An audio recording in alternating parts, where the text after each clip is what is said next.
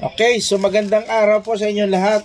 So, unbox po tayo nitong binili po natin na panghigpit po ito ng pito ng atin pong gulong motor. Yan, so buksan na po natin. Yan. So, ito na po. Dalawa po yung binili natin. At sa kabutihang palad ay hindi naman po nagsinungaling yung atin pong sealer. Dahil dalawa po yung ibinigay sa atin. Sang-ayon po doon sa reviews, ito daw po ay stainless. Kaya tingnan po natin yung stainless. Ano po? Tingnan po natin ha. Ayan. Panghigpit po ito sa pito ng gulong. Ayan po. Oh. Tingnan ko po kung stainless.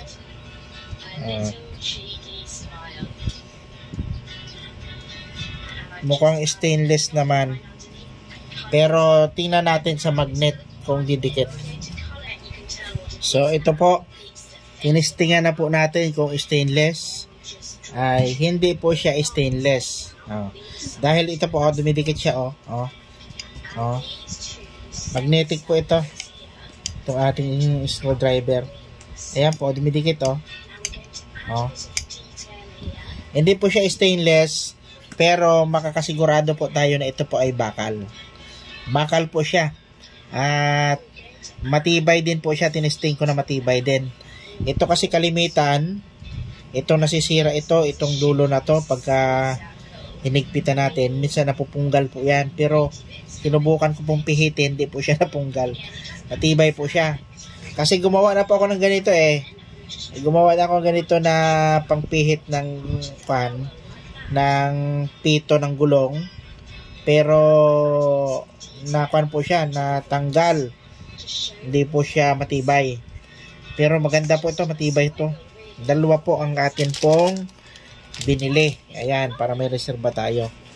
So masaya na po tayo dito sa halagang 129 pesos. Dalawang piraso na ay mayroon na tayong magandang pangpihit ng gulong po natin, pampihit ng gulong, pampihit ng pito ng atin pong gulong. Ayan. Okay? So, hindi natin alam kung ano ang tawag doon, ano exact na tawag doon sa pinakang natin. Barbula. Barbula ng gulong. Ayan. Ayos. Itong isa, okay din. Kaya pang packet lang po natin ito. Pwede natin ilagay sa susian. Pwede rin sa bulsa natin. Napakakuan lang siya. Napakaliit lang. Tingnan nyo po. Ayan. So, sa kamay natin, ganyan lang siya. Mga kuan po ito siguro. Mga 2 inches.